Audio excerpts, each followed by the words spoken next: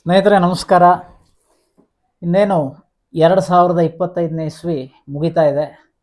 ನಾವು the special ಸ್ಟೋರಿಯಲ್ಲಿ ಒಂದು ವಿನೂತನ ಕಾರ್ಯಕ್ರಮವನ್ನು ಮಾಡಬೇಕು ಅಂಥೇಳಿ ಈ ಕಾರ್ಯಕ್ರಮವನ್ನು ಆಯೋಜನೆ ಮಾಡಿದ್ದೇವೆ. 2025 ಅನೇಕ ಏಳು ಬೀಳುಗಳನ್ನು ಕಂಡು ಇವತ್ತು ಹೊಸ ವರ್ಷಕ್ಕೆ ಇನ್ನೇನು 26ನೇ ಇಸ್ವಿಗೆ ಕಾಲಿಡ್ತಾ ಇದ್ದೇವೆ.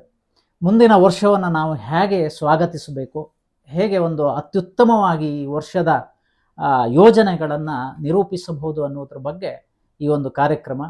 ರಾಘವೇಂದ್ರ ಹೆಗಡೆ ಅವರು ನಮ್ಮ ಜೊತೆಯಲ್ಲಿದ್ದಾರೆ.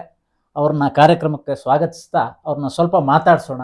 ಅರ್ಥಪೂರ್ಣವಾಗಿ ಮುಂದಿನ ವರ್ಷವನ್ನು, ಮುಂದಿನ ವರ್ಷದ ಯೋಜನೆಗಳನ್ನು ನಿಯೋಜಿಸುವುದು ಹೇಗೆ ಅನ್ನೋದ್ರ ಬಗ್ಗೆ ಅವರ ಅಭಿಪ್ರಾಯವನ್ನು ನಾವು ಕೇಳೋಣ. ಕಾರ್ಯಕ್ರಮಕ್ಕೆ ತಮಗೆಲ್ಲರಿಗೂ ಸ್ವಾಗತ. ರಾಘವೇಂದ್ರ ಹೆಗಡೆ ಅವರೇ ನಮಸ್ಕಾರ. ವೀಕ್ಷಕರೇ, ಹೊಸ ಕ್ಯಾಲೆಂಡರ್ ವರ್ಷ 2026ಕ್ಕೆ ನಾವು ಅಣಿಯಾಗ್ತಾ ಇದ್ದೇವೆ.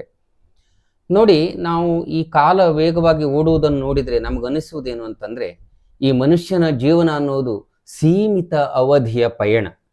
ಸೊ ಈ ಒಂದು ಪಯಣವನ್ನು ಹೆಚ್ಚು ಅರ್ಥಪೂರ್ಣವಾಗಿಸಿಕೊಳ್ಳುವುದು ಹೇಗೆ ಅನ್ನೋದ್ರ ಬಗ್ಗೆ ನಾವು ಈ ಒಂದು ಸಂದರ್ಭದಲ್ಲಿ ವಿಚಾರ ಮಾಡೋಣ ಅಂತೇಳಿ.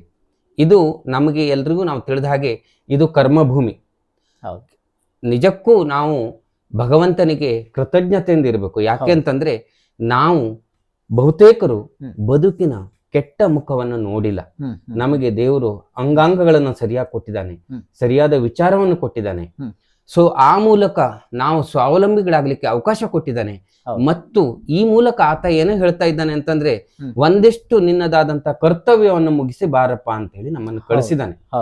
ಹಾಗಾಗಿ ನಾವು ದೇವರು ಅದು ಕೊಟ್ಟಿಲ್ಲ ಇದು ಕೊಟ್ಟಿಲ್ಲ ಅನ್ನೋದಕ್ಕಿಂತ ನಮಗೆ ಇಷ್ಟನ್ನಾದ್ರೂ ಕೊಟ್ಟಿದ್ದಾನೆ ಅನ್ನುವಂತಹ ಒಂದು ಕೃತಜ್ಞತಾ ಭಾವದಿಂದ ನಾವು ಬದುಕನ್ನು ಸಾಗಿಸಬೇಕಾದದ್ದು ಪ್ರಥಮ ಅಂತ ಹೇಳ್ಕೊಳ್ತೇನೆ ನಾನು, ವಿಷಯಕ್ಕೆ ಬರೋಕ್ಕಿಂತ ಮೊದಲೇ. ಹಾಗಾಗಿ ಇದನ್ನ ಗಮನದಲ್ಲಿ ಇಟ್ಟುಕೊಂಡು ಈ ಪಯಣವನ್ನು ಹೆಚ್ಚು ಅರ್ಥಪೂರ್ಣವಾಗಿಸಿಕೊಳ್ಳಿಕ್ಕೆ ಏನು ಮಾಡಬಹುದು ಅನ್ನೋದನ್ನ ವಿಚಾರ ಮಾಡ್ತಾ ಹೋದಾಗ ನಮಗೆ ಮೊದಲು ನೆನಪಿಗೆ ಬರುವುದು ನಮ್ಮ ಕರ್ತವ್ಯವನ್ನ ಚೆನ್ನಾಗಿ ನಿರ್ವಹಿಸುವುದು. ಯಾವುದೇ ಕೆಲಸ ಇರಬಹುದು. ನಾವೇನು, ನೀವೊಂದು ಟ್ಯಾಕ್ಸ್ ಕನ್ಸಲ್ಟೆನ್ಸಿ ನಡೆಸ್ತೀರಿ, ನಾನೊಂದು ಇನ್ಶೂರೆನ್ಸ್ ಮತ್ತೆ ಇನ್ವೆಸ್ಟ್ಮೆಂಟ್ ಅಡ್ವೈಸರ್ ಆಗಿ ಕೆಲಸ ಮಾಡ್ತೇನೆ. ನೀವು ತೆರಿಗೆಯನ್ನ ಸರ್ಕಾರಕ್ಕೆ ಯಾವ ರೀತಿ ಪಾವತಿಸಬೇಕು, ಯಾವುದು ಸರಿಯಾದ ವಿಧಾನ, ಕಾನೂನು ಏನು ಹೇಳುತ್ತೆ ಹೇಳೋದು ನಿಮ್ಮ ಕರ್ತವ್ಯ. ಸೊ ಯಾವ ಇನ್ಶೂರೆನ್ಸ್ ಎಷ್ಟು ಕವರೇಜ್ ಕೊಡುತ್ತೆ, ಯಾವ ರೀತಿ ಪ್ರೊಟೆಕ್ಷನ್ ನೀಡುತ್ತೆ, ಯಾವ್ದು ಎಷ್ಟು ರಿಟರ್ನ್ ಬರುತ್ತೆ, ಯಾವುದು ಉತ್ತಮ ಕುಟುಂಬಕ್ಕೆ ಅನ್ನೋದನ್ನು ಹೇಳುವುದು ನನ್ನ ಕರ್ತವ್ಯ ಕೃಷಿಯೊಂದಿಗೆ. ಸೊ ಈ ಕೆಲಸಗಳನ್ನ ನಾವು ನಿಷ್ಠೆಯಿಂದ ಮಾಡೋಣ. ಅದರೊಟ್ಟಿಗೆ ಒಂದು ವಿಷಯಕ್ಕೆ ಬರೋಕ್ಕಿಂತ ಮೊದಲು ಮತ್ತೊಮ್ಮೆ ಹೇಳುವುದೇನು ಅಂತಂದ್ರೆ, ಇವತ್ತು ನಾವೆಲ್ಲರೂ ಏನಾಗಿದ್ದೇವೆ ಕೇಳಿದ್ರೆ, ನಾವು ತಲೆಗೆ ಹೆಚ್ಚು ಹೆಚ್ಚು ಕೆಲಸವನ್ನು ಕೊಡ್ತಾ ಹೋದಾಗೆ ದೈಹಿಕ ಶ್ರಮವನ್ನು ಕಡಿಮೆ ಮಾಡ್ತಾ ಇದ್ದೇವೆ. ಇಂದಿನ ಎಲ್ಲಾ ಒಂದು ಏನು ಸಮಸ್ಯೆಗೆ, ಆರೋಗ್ಯ ಸಮಸ್ಯೆಗೆ ಇಂದಿನ ದೈಹಿಕ ಶ್ರಮವನ್ನು ನಾವು ಕಡಿಮೆ ಮಾಡಿದ್ದು ಪ್ರಮುಖ ಕಾರಣ ಅಂತ ಅನ್ಕೊಳ್ತೇನೆ ನಾನು. ಹಿರಿಯವರು, ಹಿಂದಿನವರು ಗಟ್ಟಿ ಇರ್ತಿದ್ರು, ಆರೋಗ್ಯಪೂರ್ಣವಾಗಿ ಇರ್ತಿದ್ರು. ಯಾಕೆಂತಂದ್ರೆ ಅವರು ದೈಹಿಕ ಶ್ರಮಕ್ಕೂ ಅಷ್ಟೇ ಪ್ರಾಮುಖ್ಯತೆಯನ್ನು ಕೊಡ್ತಾ ಇದ್ರು. ಸೊ 2026ರಲ್ಲಿ ನಾವು ನಮ್ಮ ಕರ್ತವ್ಯವನ್ನು ನಿರ್ವಹಿಸುವುದರೊಟ್ಟಿಗೆ ದೈಹಿಕ ಶ್ರಮವನ್ನು ಎಷ್ಟು ಯಾವ ರೀತಿ ಮಾಡಬಹುದು ಅನ್ನೋದ್ರ ಬಗ್ಗೆ ವಿಚಾರ ಮಾಡೋದು ಪ್ರಮುಖ ಅಂತ ಅನ್ಕೊಳ್ತೇನೆ. ಈ ನಂತರ ನಾನು ಮುಖ್ಯವಾದ ವಿಷಯಕ್ಕೆ ಈಗ ಬರ್ತೇನೆ. ನೋಡಿ, ಇನ್ನು ಕುಟುಂಬದ ವಿಷಯಕ್ಕೆ ಬರುವುದಿದ್ರೆ,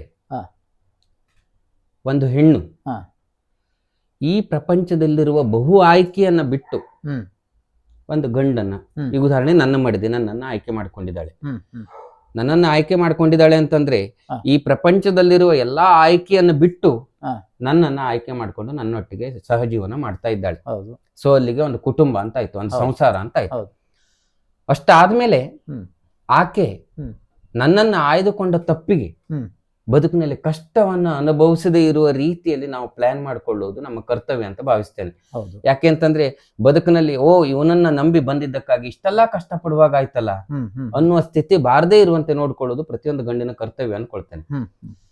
ಈಗ ಏನಂತಂದ್ರೆ, ಒಂದು ಕುಟುಂಬ ಆದ ಕೂಡಲೇ ಮಕ್ಕಳು, ಮರಿ, ಸಂಸಾರ ಅಂತ ಆದ್ಮೇಲೆ ಆ ಒಂದು ಸಂಸಾರಕ್ಕೆ ವ್ಯವಸ್ಥಿತವಾದಂತ ಒಂದು ಯೋಜನೆಯನ್ನ ಮಾಡುವುದು ನಮ್ಮ ಹೊಣೆಗಾರಿಕೆ.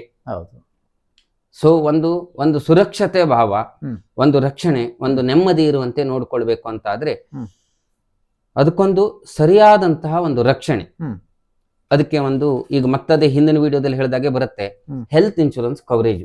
ಯಾವುದೋ ಒಂದು ಸಂಕಷ್ಟ ಬಂದಾಗ ನಾವು ಇನ್ನೊಬ್ಬರ ಹತ್ರ ಕೈ ಚಾಚುವ ಪರಿಸ್ಥಿತಿ ಬಾರದೇ ಇರಲಿ. ಸೊ ಅದಕ್ಕೆ ಒಂದು ಮೆಡಿಕಲ್ ಎಮರ್ಜೆನ್ಸಿ ಫಂಡ್ ಕ್ರಿಯೇಟ್ ಆಗ್ಬಿಡ್ಲಿ. ಯಾಕೆಂತಂದ್ರೆ ಲಾಸ್ಟ್ ನಾನು ವಿಡಿಯೋ ಮಾಡಿದಾಗ ನೋಡ್ಕೊಂಡು ಹೇಳಿದ್ರು, ಸರ್ ನಮಗೆ ಗಂಭೀರ ಒಂದು ಆರೋಗ್ಯ ಸಮಸ್ಯೆ ಇದೆ, ಯಾವ ಕಂಪನಿಗಳು ಹೆಲ್ತ್ ಇನ್ಶೂರೆನ್ಸ್ ಅನ್ನು ಕೊಡ್ತಾ ಇಲ್ಲ, ನಾವೀಗ ಏನ್ ಮಾಡೋದು? ಹಾಗಿದ್ರೆ ಅಲ್ಲಿವರೆಗೆ ಏನ್ ಮಾಡ್ತಾ ಇದ್ರಿ? ಇಂದು ಒಂದು ಫ್ಯಾಮಿಲಿಯ ಎಲ್ಲಾ ಸದಸ್ಯರು ಫಿಟ್ ಇದ್ದಾರೆ, ಆರೋಗ್ಯದಿಂದ ಇದ್ದಾರೆ ಅಂತಂದ್ರೆ ಇದು ಹೆಲ್ತ್ ಇನ್ಶೂರೆನ್ಸ್ ಅನ್ನ ತಗೊಳ್ಳಿಕ್ಕೆ ಸರಿಯಾದ ಸಮಯ. ಮತ್ತೆ ವಿಚಾರ ಮಾಡುವ ಪ್ರಶ್ನೆ ಇಲ್ಲ. ಲೆಟಸ್ ಒಂದು 10 ಲಕ್ಷ 25 ಲಕ್ಷ ಒಂದು ಕುಟುಂಬಕ್ಕೆ ಏನೋ ಒಂದು ಅಪಘಾತ ಅನಾರೋಗ್ಯ ಬಂದ್ರೆ ಕೂಡಿಟ್ಟ ಹಣ ಎಲ್ಲ ಖಾಲಿ ಆಗೋದು ಬೇಡ. ಅದರಿಂದ ಒಂದು ಸಣ್ಣದಾದಂತ ಅಮೌಂಟ್ ಅನ್ನು ತೆಗೆದಿರಿಸಿಬಿಡೋಣ ಅದಕ್ಕೆ. ಸೊ ನೀವು ಆ ಹಣವನ್ನ ಬೇರೆ ಒಂದು ಇದಕ್ಕೆ ನಾನು ಹೇಳ್ದಾಗ್ಲೇ ಹೋದ್ರೆ ಅದು ನಮ್ಗೆ ಒಳ್ಳೇದಾಯ್ತು, ನಾವು ಆರೋಗ್ಯದಿಂದ ಇದೀವಿ ಅಂತ ಹೇಳಿ. ಇಲ್ಲ ಅಂತಂದ್ರೆ ನೋಡಿ, ಒಂದು ಪ್ರೈವೇಟ್ ಅಲ್ಲಿ ವರ್ಕ್ ಮಾಡೋರಿಗೆ ಏನೋ ಒಂದು ಅಪಘಾತ ಆಯ್ತು, ಸಮಸ್ಯೆ ಆಯ್ತು ಅಂತಂದ್ರೆ ಅವರ ದುಡಿಮೆ ನಿಂತಿರತ್ತೆ, ನೋವು ಅನುಭವಿಸ್ಲಿಕ್ಕೆ ಬೇಕು. ಆ ಸಂದರ್ಭದಲ್ಲಿ ಇಲ್ಲಪ್ಪ ನಾನು ಮೆಡಿಕಲ್ ಎಕ್ಸ್ಪೆನ್ಸಸ್ ಅನ್ನ ಒಂದು ಕಂಪನಿ ನೋಡ್ಕೊಳ್ಳತ್ತೆ ಅಂತ ಆದ್ರೆ ಅದು ಎಷ್ಟು ಆ ಒಂದು ನೋವಿನ ಸಂದರ್ಭದಲ್ಲಿ ಹೆಲ್ಪ್ ಆದಿತ್ತು ಹೇಳಿ. ಹಾಗಾಗಿ ನಾವು ಆ ಬಗ್ಗೆ ಗಂಭೀರವಾಗಿ ವಿಚಾರ ಮಾಡಿ ಒಂದು ನಮ್ಮ ಕುಟುಂಬಕ್ಕೆ ಒಂದು ಏನು ಹೆಲ್ತ್ ಇನ್ಶೂರೆನ್ಸ್ ಕವರೇಜ್ ಅನ್ನ ಇಟ್ಟುಕೊಳ್ಳಲೇಬೇಕು ಇಂದಿನ ದಿನಮಾನಕ್ಕೆ. ನಂಬರ್ ಒಂದಷ್ಟು ಅನಗತ್ಯ ವೆಚ್ಚಗಳನ್ನು ಕಡಿಮೆ ಮಾಡಿ, ಹೌದು, ಅದನ್ನ ಅಗತ್ಯ ವೆಚ್ಚಗಳಿಗೆ ನೀವು ನಿಮ್ಮ ಹಣವನ್ನ ಬಳಸಿ. ಎರಡನೆಯದಾಗಿ ಲೈಫ್ ಇನ್ಶೂರೆನ್ಸ್. ಲೈಫ್ ಇನ್ಶೂರೆನ್ಸ್ ಕೂಡ ಅಷ್ಟೇ ಮುಖ್ಯ. ಯಾಕೆಂತಂದ್ರೆ ಆಕಸ್ಮಿಕವಾಗಿ ಏನಾದ್ರೂ ಆದ್ರೆ ನಾನು ಈ ಭೂಮಿ ಮೇಲೆ ಇದ್ರೂ ಆಕೆ ಖುಷಿಯಿಂದಿರ್ಲಿ, ಈ ಭೂಮಿ ಮೇಲೆ ಆಕಸ್ಮಿಕವಾಗಿ ನಾನು ಇರದೇ ಇರುವ ಪರಿಸ್ಥಿತಿ ಬಂದ್ರು ಆಕೆ ಆರಾಮದಿಂದ ಇರುವಂಗಾಗ್ಲಿ ಅಂತ ಮಾಡುವುದು ನಮ್ಮ ಜವಾಬ್ದಾರಿ. ನೋಡಿ, ಒಂದು ಟರ್ಮ್ ಇನ್ಶೂರೆನ್ಸ್ ಏನೋ ಯಾವುದೇ ರೀತಿಯ ಆಸ್ತಿ ಇದ್ರು, ಕೆಲವೊಂದು ಲಿಟಿಗೇಷನ್ ಪ್ರಾಪರ್ಟಿ ಇರುತ್ತೆ, ಅಥವಾ ಆ ವ್ಯಕ್ತಿ ಫ್ಯಾಮಿಲಿ ಹೆಡ್ ಇಲ್ಲ ಅಂತ ಆದಾಗ ಅದ್ರ ಬಗ್ಗೆ ರೂಢ್ಸಕ್ಕಾಗಲ್ಲ, ಮಾಡಕ್ಕಾಗಲ್ಲ. ಅದ್ರ ಬದಲಿಗೆ ನೀವು ಒಂದು ಟರ್ಮ್ ಇನ್ಶೂರೆನ್ಸ್ ಕವರೇಜ್ ಯಾವುದೇ ರೀತಿಯಲ್ಲಿ ಒಂದು ಫಂಡ್ ಮಾಡಿಟ್ರೆ, ಒಂದು 50 ಲಕ್ಷ ಕೋಟಿಯೋ 2 ಕೋಟಿಯೋ ಬಂದ್ರೆ ಅದನ್ನ ಏನು ಬಡ್ಡಿಗಿಟ್ಟು ಮಕ್ಕಳ ಶಿಕ್ಷಣ, ಮದುವೆ, ಇವರ ನಿವೃತ್ತಿಯೋ ಎಲ್ಲ ರೀತಿಯ ಪ್ಲಾನ್ ಗಳನ್ನು ಮಾಡ್ಕೊಳ್ಬಹುದು. ಆ ರೀತಿಯ ಒಂದು ಯೋಚನೆಯನ್ನ ಪ್ರತಿಯೊಬ್ರು ಮಾಡ್ಲೇಬೇಕು. ಅದಕ್ಕಾಗ್ಲಿ ಇವತ್ತು ಸೆಂಟ್ರಲ್ ಗವರ್ಮೆಂಟ್ GST ತೆಗೆದಿದೆ. ಪ್ರತಿಯೊಬ್ರು ವಿಮೆ ವ್ಯಾಪ್ತಿಗೆ ಬನ್ನಿ, ನಿಮ್ಮ ಕುಟುಂಬ ಆರ್ಥಿಕವಾಗಿ ಸಂಕಷ್ಟಕ್ಕೆ ಈಡಾಗುವುದು ತಪ್ಪಲಿ, ನಿಮ್ಮ ಜೀವನ ವ್ಯವಸ್ಥಿತವಾಗಲಿ ಅನ್ನುವಂತ ವ್ಯವಸ್ಥೆಯನ್ನು ಮಾಡಿದ್ದಾರೆ ಇವತ್ತು. ಇದು ಒಂದು. ಆನಂತರ ಮಕ್ಕಳಾದ ನಂತರ ಅವ್ರ ಹೈಯರ್ ಎಜುಕೇಶನ್ ಏನ್ ಮಾಡ್ಬೇಕು, ಆನಂತರ ಅವ್ರ ಮದುವೆಗೆ ಯಾವ ರೀತಿ ಪ್ಲಾನ್ ಮಾಡ್ಬೇಕು, ಆನಂತರ ನಮ್ಮ ನಿವೃತ್ತಿಗೆ ಯಾವ ರೀತಿ ಮಾಡ್ಬೇಕು. ಇವತ್ತು ಎಲ್ಲವೂ ಹಿಂದಿನ ಕಾಲದಾಗಲ್ಲ, ನಿಮ್ಗೆಲ್ಲ ಮಾಹಿತಿಗಳು ಲಭ್ಯ. ನೀವಿನ್ 15 ವರ್ಷ 20 ವರ್ಷ 25 ವರ್ಷ ನಾನು ಆರ್ಥಿಕವಾಗಿ ಯಾವ ಸ್ಥಿತಿಯಲ್ಲಿ ಇರಬಲ್ಲೆ ಅನ್ನೋದನ್ನ ಪ್ಲಾನ್ ಮಾಡ್ಲಿಕ್ಕೆ ಅವಕಾಶ ಇದೆ. ಹಾಗಾಗಿ ಅದನ್ನ ವ್ಯವಸ್ಥಿತವಾಗಿ ಯೋಜನೆ ಮಾಡಿ. ಮತ್ತೆ ನೀವು ಹಣವನ್ನ ಏನು ಫೈನಾನ್ಷಿಯಲ್ ಪ್ಲಾನಿಂಗ್ ಅಲ್ಲಿ ಪ್ರಮುಖವಾಗಿ ಎಲ್ಲಾ ತತ್ತಿಗಳನ್ನು ಒಂದೇ ಬ್ಯಾಗ್ ಅಲ್ಲಿ ಇಡುವುದಲ್ಲ. ಎಲ್ಲವನ್ನು ಸ್ಟಾಕ್ ಅಲ್ಲಿ ತುಂಬಾ ರಿಟರ್ನ್ ಬರುತ್ತೆ ಅಂತ ಎಲ್ಲನೂ ಅಲ್ಲಿ ಹಾಕಿಟ್ಟಿದ್ದೀರಿ ಅಂತ ಇಟ್ಕೊಳ್ಳಿ. ಏನೋ ಒಂದು ಎಮರ್ಜೆನ್ಸಿ ಬಂತು ಅಂತ ಇಟ್ಕೊಳ್ಳಿ, ಇವತ್ತು ಶೇರ್ ಮಾರ್ಕೆಟ್ ಡೌನ್ ಅಲ್ಲಿ ಇದೆ ಅಂತ ಇಟ್ಕೊಳ್ಳಿ, ನಿಮ್ಗೆ ಈ ಕಡೆ ಹಣ ಬೇಕು, ಆದ್ರೆ ಇದ್ದದ್ದೆಲ್ಲವೂ ಸ್ಟಾಕ್ ಮಾರ್ಕೆಟ್ ಅಲ್ಲಿ ಇದೆ ಅಂತಂದ್ರೆ ನೀವು ಅದನ್ನ ತಗೊಳ್ಳಿಕ್ ಹೋದ್ರೆ ನಿಮ್ಗೆ ನಷ್ಟ ಆಗುತ್ತೆ. ಹಾಗಾಗಿ ನಿಮ್ಮ ಹೂಡಿಕೆಯಲ್ಲಿ ಅಲ್ಪಾವಧಿ, ಮಧ್ಯಮಾವಧಿ, ದೀರ್ಘಾವಧಿ ಯೋಚನೆಗಳಿರ್ಲಿ. ಸೊ ಈ ಕಡೆ ಷೇರು ಇರ್ಲಿ, ಈ ಕಡೆ ಗ್ಯಾರಂಟಿಡ್ ಇರ್ಲಿ, ಈ ಕಡೆ RDನೂ ಇರ್ಲಿ, ಎಲ್ಲಾ ರೀತಿಯಲ್ಲೂ ಏನು ಹಂಚಿ ಒಂದು ವ್ಯವಸ್ಥಿತವಾಗಿ ಯೋಜನೆ ಮಾಡಿಕೊಳ್ಳುವುದು ಆರ್ಥಿಕವಾಗಿ ಸರಿಯಾದ ಪ್ಲಾನಿಂಗ್ ಅಂತ ಅನ್ಸುತ್ತೆ. ಅದನ್ನ ನೀವು ಯೋಜನೆ ಮಾಡಬೇಕು. ಆ ಮೂಲಕ ಸಂಸಾರಕ್ಕೆ ಒಂದು ನೆಮ್ಮದಿಯ ವಾತಾವರಣವನ್ನು ನಿರ್ಮಿಸ್ಲಿಕ್ಕೆ ಸಾಧ್ಯ ಆಗುತ್ತೆ ಅಂತ ಹೇಳಲಿಕ್ಕೆ ಇಷ್ಟಪಡ್ತೇನೆ. ರಾಘವೇಂದ್ರ ಹೆಗಡೆ ಅವರೇ, ನನಗನ್ನಿಸಿದ ಹಾಗೆ ಇದೊಂದು ವಿನೂತನವಾದ ವಿಶಿಷ್ಟವಾದ ಕಾರ್ಯಕ್ರಮ. ಯಾಕೆ ಅಂತ ಕೇಳಿದ್ರೆ, ಈಗ ಹೊಸ ವರ್ಷವನ್ನ ಸ್ವಾಗತಿಸೋದು ಅಂತ ತಕ್ಷಣ ಒಂದಷ್ಟು ಜನ ಒಂದಷ್ಟು ರೆಸೊಲ್ಯೂಷನ್ಗಳನ್ನು ಹೇಳ್ತಾರೆ. ನಾನು ಬೆಳಗ್ಗೆ ಬೇಗ ಹೇಳ್ಬೇಕು, ಜಿಮ್ಮಿಗೆ ಹೋಗ್ಬೇಕು.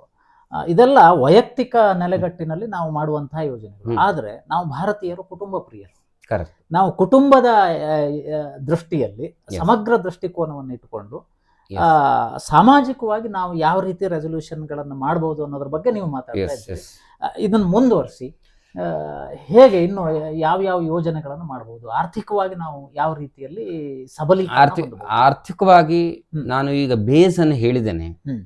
ಸೊ ಏನು ಅಂತಂದ್ರೆ, ಈಗ ನಾನು ಮತ್ತೊಂದು ಹೇಳಲಿಕ್ಕೆ ಇಷ್ಟಪಡ್ತೇನೆ. ಇವಾಗ ಯಾರು ಮಡದಿಯನ್ನು ಪ್ರೀತಿಸ್ತಾರೋ ಪ್ರೆಸ್ಟೀಜ್ ಅನ್ನು ಯಾರು ನಿರಾಕರಿಸ್ತಾರೆ ಅಂತೇಳಿ ನೀವು ಡೈರೆಕ್ಟ್ ಕೇಳಿರ್ಬೋದು. ನಾನು ಹೇಳ್ತೇನೆ ಕೇಳಿ, ಯಾರು ಮಡದಿಯನ್ನು ಪ್ರೀತಿಸ್ತಾರೋ ಅವರು ಇನ್ಶೂರೆನ್ಸ್ ಅನ್ನ ನಿರಾಕರಿಸೋದಿಲ್ಲ ಅಂತ ಹೇಳಿ. ಹಾಗೆ ಹೆಲ್ತ್ ಇರ್ಬೋದು, ಲೈಫ್ ಇರ್ಬೋದು. ಯಾಕೆ ಕೇಳಿದ್ರೆ ಇಂದಿನ ಪರಿಸ್ಥಿತಿ ಹಾಗಿದೆ. ಸೊ ಮೊದಲಾಗಿನ ಕೂಡು ಕುಟುಂಬ ವ್ಯವಸ್ಥೆ ಇಲ್ಲ, ಎಲ್ಲ ನ್ಯೂಕ್ಲಿಯರ್ ಫ್ಯಾಮಿಲಿಗಳು, ಅವ್ರದೇ ಆದಂತ ಹೊಣೆಗಾರಿಕೆಗಳು. ಸೊ ಪರಿಸ್ಥಿತಿ ಯಾವತ್ತು ಯಾವ ರೀತಿಯಲ್ಲೂ ಬದಲಾಗುವಂತಹ ಒಂದು ಅನಿವಾರ್ಯತೆ ಇದೆ ಇವತ್ತು. ಹಾಗಾಗಿ ಪರಿಪೂರ್ಣವಾದಂತಹ ಪ್ರೊಟೆಕ್ಷನ್ ಒಂದು ಬೇಕೇ ಬೇಕು ಅನ್ನೋದು ಕುಟುಂಬ ವ್ಯವಸ್ಥೆಗೆ ಬಂದಾಗ ಅದೊಂದು ಗಂಭೀರ ವಿಚಾರ ಅಂತ ಹೇಳಿ. ಇನ್ನು ಮುಂದಿನದು ನಾವೆಲ್ಲರೂ ನೋಡ್ತಾ ಇದ್ದ ಹಾಗೆ ವೈಯಕ್ತಿಕ ನೆಲೆಗೆ ನಾನು ಬರ್ತೇನೆ. ಇವಾಗ ಮಕ್ಕಳು ಮೊಬೈಲ್ ಹಿಡ್ಕೊಂಡಿರುವ ಪರಿಸ್ಥಿತಿ ಹೆಚ್ಚಾಗ್ತಾ ಇದೆ. ಎಲ್ಲಾ ಕುಟುಂಬದಲ್ಲೂ ಮಕ್ಕಳಿಗೆ ಮೊಬೈಲ್ ಕೊಟ್ಬಿಟ್ರೆ ನಮಗೆ ಟೆನ್ಷನ್ ಇಲ್ಲ ಅನ್ನೋ ರೀತಿಯಲ್ಲಿ ನಮ್ಮ ಒತ್ತಡದ ನಡುವೆ ಅವ್ರಿಗೆ ಮೊಬೈಲ್ ಕೊಟ್ಬಿಟ್ರೆ ಒಂದು ಸಮಸ್ಯೆ ಬಗೆಹರಿತಪ್ಪ ಅಂತ ನಮ್ಮದು ವಿಚಾರ. ಆದರೆ ಇದು ದೀರ್ಘಾವಧಿಯಲ್ಲಿ ತುಂಬಾ ರೀತಿಯ ದುಷ್ಪರಿಣಾಮವನ್ನ ಬೀರ್ಲಿಕ್ಕೆ ಇದ್ದೇ ಇದೆ ಅನ್ನೋದು ನಮ್ಮ ಎಚ್ಚರಿಕೆಯಲ್ಲಿ ಇರ್ಬೇಕು. ಹಾಗಾಗಿ ನಾವು ಮಕ್ಕಳಿಗೆ ನಾವೇ ಅವರೊಟ್ಟಿಗೆ ಆಟ ಆಡೋಣ, ನಾವು ಒಂದಿಷ್ಟು ಅವ್ರ ಸಮಯವನ್ನು ಕೊಡೋಣ, ನಾವು ಮಕ್ಕಳಾಗೋಣ. ಸೊ ನಮ್ಮ ಒತ್ತಡ ಕಡಿಮೆ ಆದಾಗೂ ಆಯ್ತು, ಅವರು ಮೊಬೈಲ್ ಮೇಲೆ ಸ್ಕ್ರೀನ್ ಮೇಲೆ ಅವಲಂಬಿತ ಆಗೋದು ಕಡಿಮೆ ಆಯ್ತು. ಅವರ ಕಣ್ಣನ್ನ ಮಾನಸಿಕ ಆರೋಗ್ಯವನ್ನ ನಾವು ಏನು ರಕ್ಷಣೆ ಮಾಡ್ಲಿಕ್ಕೆ ನಾವು ಹೆಲ್ಪ್ ಮಾಡ್ದಂಗಾಗತ್ತೆ. ಇದು ಎಲ್ಲರೂ ಗಮನಿಸಬೇಕಾದ ಅಂಶ. ಯಾಕೆಂತಂದ್ರೆ ಮೊಬೈಲ್ ಹಾವಳಿ ಅತ್ಯಂತ ಹೆಚ್ಚಾಗಿದೆ 2026ರಲ್ಲಿ. ಹಾಗಾಗಿ ನಾವೊಂದು ರೆಸೊಲ್ಯೂಷನ್ ಮಾಡೋಣ, ನಮ್ಮ ಸ್ಕ್ರೀನ್ ಟೈಮ್ ಅನ್ನು ನಾವು ಮಿತಗೊಳಿಸಿ ಅದನ್ನ ಬೇರೆ ರೀತಿಯ ರಚನಾತ್ಮಕ ಕೆಲಸಗಳಿಗೆ ಬಳಸ್ಕೊಳ್ಳುವ ರೀತಿಯ ನಿರ್ಧಾರವನ್ನು ಮಾಡಲೇಬೇಕು ಅಂತೇಳಿ ನಾನು ಒಂದು ಅಭಿಪ್ರಾಯವನ್ನು ಹೇಳಲಿಕ್ಕೆ ಇಷ್ಟಪಡ್ತೇನೆ. ಇನ್ನು ಇದರ ನಂತರ ಇಲ್ಲಿ ಸಾಮೂಹಿಕವಿದೆ, ವೈಯಕ್ತಿಕವೂ ಇದೆ. ಒಂದಾದ್ರೂ ಗಿಡ ನೆಡೋಣ. ನಮ್ಮ ಪರಿಸರ ಇಷ್ಟೆಲ್ಲ ನಮ್ಗೆ ಕೊಟ್ಟಿದೆ.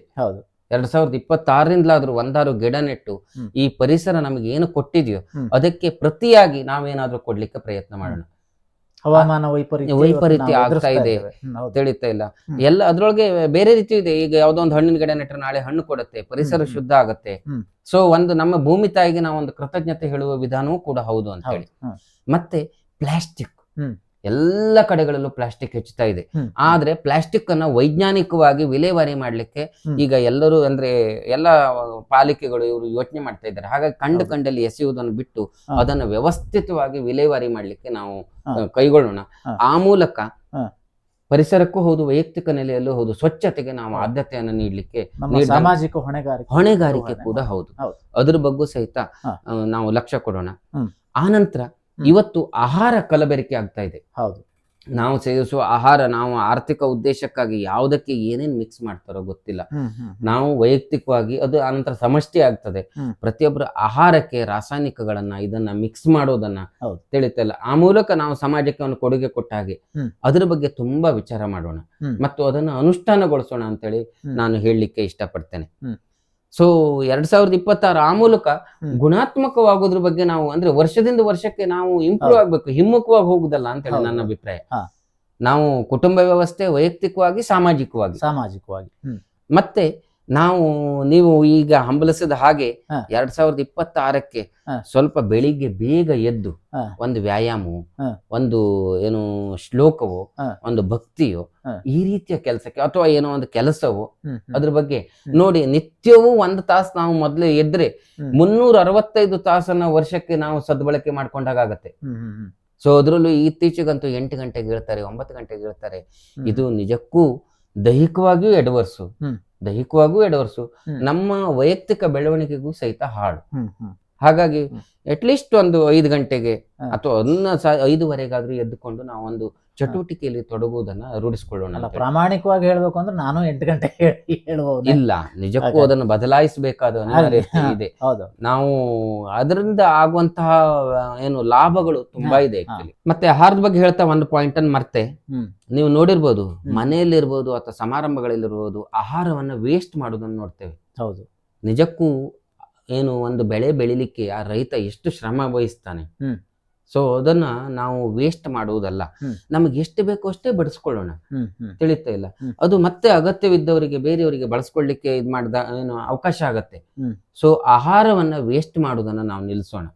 ನಾವು ಅದು 2 ಕಾರಣದಿಂದ, ಒಂದು ಆ ಒಂದು ರೈತನ ಶ್ರಮಕ್ಕೆ ನಾವು ಗೌರವ ಕೊಡದೇ ಇದ್ದಾಗ ಆಗತ್ತೆ, ಮತ್ತೆ ಆ ಒಂದು ಆಹಾರದ ಮಹತ್ವವನ್ನು ನಾವು ಅರಿತುಕೊಳ್ಳದೆ ಇರುವ ಹಾಗಾಗತ್ತೆ. ಹಾಗಾಗಿ ಎಷ್ಟು ಬೇಕೋ ಅಷ್ಟನ್ನೇ ಬಡಿಸ್ಕೊಂಡು ನಾವು ಊಟ ಮಾಡೋದನ್ನ ಇನ್ನು ನೆಕ್ಸ್ಟ್ ರೂಢಿಸ್ಕೊಳ್ಳೋಣ. ಮತ್ತೊಂದು ಅಂತಂದ್ರೆ ಗೋಸೇವೆ ಏನು 33 ಕೋಟಿ ಏನು ದೇವತೆಗಳ ವಾಸಸ್ಥಾನವಾಗಿರುವಂತಹ ಗೋವು ದೈವಿಕವಾಗಿಯೂ ಹೌದು, ಪರಿಸರ ರಕ್ಷಣೆ ದೃಷ್ಟಿಯಿಂದಲೂ ಹೌದು. ನಿಜಕ್ಕೂ ಗೋ ಸೇವೆ ಶ್ರೇಷ್ಠವಾದದ್ದು. ನಮ್ಮಿಂದ ಸಾಧ್ಯ ಅಂತ ಆದ್ರೆ ನಾವು ಸೇವೆ ಮಾಡೋಣ, ನಾವು ಸಾಕೋಣ. ಇಲ್ಲ ಅಂತಂದ್ರೆ ಯಾರು ಅದನ್ನ ಸಾಕ್ತಾ ಇದ್ದಾರೋ, ಸೇವೆ ಮಾಡ್ತಾ ಇದ್ದಾರೋ ಅವರಿಗೆ ಆರ್ಥಿಕವಾಗಿ ನೆರವಾಗೋಣ. ನಾನು ವೈಯಕ್ತಿಕವಾಗಿ ಹೇಳುದಿದ್ರೆ ನಮ್ಮ ಸೋಂದಾ ಸ್ವರ್ಣವಲ್ಲಿ ಮಹಾಸಂಸ್ಥಾನದಿಂದ ಕರಡೊಳ್ಳಿಯಲ್ಲಿ, ಯಲ್ಲಾಪುರದ ಕರಡೊಳ್ಳಿಯಲ್ಲಿ ಗೋಶಾಲೆ ಒಂದು ನಡೀತಾ ಇದೆ, ಚೆನ್ನಾಗಿ ನಡೆಸ್ತಾ ಇದ್ದಾರೆ. ನಿಜಕ್ಕೂ ಅದನ್ನ ಏನು ವ್ಯವಸ್ಥಿತವಾಗಿ ನಡೆಸಲಿಕ್ಕೆ ಆರ್ಥಿಕ ಸಹಾಯದ ಅಗತ್ಯವೂ ಇದೆ. ಹಿಂದಿನ ಯಾವುದೋ ಕಾರ್ಯಕ್ರಮದಲ್ಲಿ ನೀವು ಹೇಳಿದ್ದೇನೆ. ಹಾಗಾಗಿ ನಾವು ದುಡಿದ್ರಲ್ಲಿ ಅಲ್ಪ ಪಾಲನ್ನ ಗೋವಿನ ಶ್ರೇಯೋಭಿವೃದ್ಧಿಗೆ ತೆಗೆದಿಡುವಂತಹ ಒಂದು ಒಳ್ಳೆಯ ನಿರ್ಧಾರಕ್ಕೂ ನಾವು ಬರೋಣ. ಆ ಮೂಲಕ 2026 ನಮ್ಮಲ್ಲಿ ಗುಣಾತ್ಮಕ ಬದಲಾವಣೆಯನ್ನ, ನಮ್ಮ ಬದುಕನ್ನ ಇನ್ನೂ ಹೆಚ್ಚು ಅರ್ಥಪೂರ್ಣವನ್ನಾಗಿಸಿಕೊಳ್ಳುವಲ್ಲಿ ಸಹಕಾರಿಯಾಗ್ಲಿ, ನಮ್ಮ ಈ ಒಂದು ಜೀವನದ ಪಯಣ ಇನ್ನೂ ಹೆಚ್ಚು ಒಳ್ಳೆಯದಾಗುವಂತೆ ನಾವು ನೋಡ್ಕೊಳ್ಳುವಾಗಲಿ ಅಂತ ಹೇಳಿ ಹೇಳ್ತೇನೆ. ನೀವೇನ್ ಹೇಳ್ತೀರಿ ಈ ಅಂಶಗಳ ಬಗ್ಗೆ? ಈ ಅಂಶಗಳ ಬಗ್ಗೆ ನೀವು ಈಗ ಗುಣಾತ್ಮಕವಾಗಿ ಏನು ಹೇಳಿದ್ದೀರಿ, ಅದ್ರ ಬಗ್ಗೆ ಈಗ ನಾವೆಲ್ಲ ವಿಚಾರ ಮಾಡುವಂತ ಸಂಗತಿ ಇದು ಯಾವುದೋ ಉಪನ್ಯಾಸನೋ ಉಪದೇಶನೋ ಅಲ್ಲ, ನಾವು ಅಳವಡಿಸಿಕೊಳ್ಳಬೇಕಾದಂತಹ ಸಂಗತಿಗಳು. ಅದ್ರ ಬಗ್ಗೆ ಒಂದ್ ಸ್ವಲ್ಪ ಮಾತಾಡಿ ನಾವು ಇಲ್ಲಿ ಬೆಳಕು ಚೆಲ್ಲಲಿಕ್ಕೆ ಪ್ರಯತ್ನ ಮಾಡಿದ್ದೀವಿ. ಹೀಗೆ ಇದೊಂದು ಮಾತುಕತೆ ಅಷ್ಟೇ. ಮುಂದಿನ ದಿನದಲ್ಲಿ ನಾವು ಅಳವಡಿಸಿಕೊಳ್ಳಬೇಕು. ನೋಡೋಣ 2026 ಎಂಡಿಗೆ ಮತ್ತೆ ನಾವು ಇಲ್ಲೇ ಮತ್ತೆ ಡಿಸ್ಕಸ್ ಮಾಡೋಣ. ಎಷ್ಟನ್ನು ಅಳವಡಿಸಿಕೊಂಡ್ವಿ, ಎಷ್ಟನ್ನು ಜಾರಿಗೆ ತಂದ್ವಿ, ನಮ್ಮನ್ನ ನಾವು ಮೌಲ್ಯಮಾಪನ ಮಾಡಿಕೊಳ್ಳೋಣ. 2026 ಕ್ಯಾಲೆಂಡರ್ ವರ್ಷ ಎಲ್ಲರಿಗೂ ಶುಭವನ್ನು ಉಂಟು ಮಾಡ್ಲಿ, ಹೆಚ್ಚು ಬದುಕು ಹಸನಾಗ್ಲಿ ಅಂತ ದೇವರಲ್ಲಿ ಪ್ರಾರ್ಥಿಸ್ತಾ ತಮಗೆಲ್ಲರಿಗೂ, ತಮಗೂ ಸಹಿತ ನಮಸ್ಕಾರ. ಎಲ್ಲರಿಗೂ ನಮಸ್ಕಾರ. ಧನ್ಯವಾದ.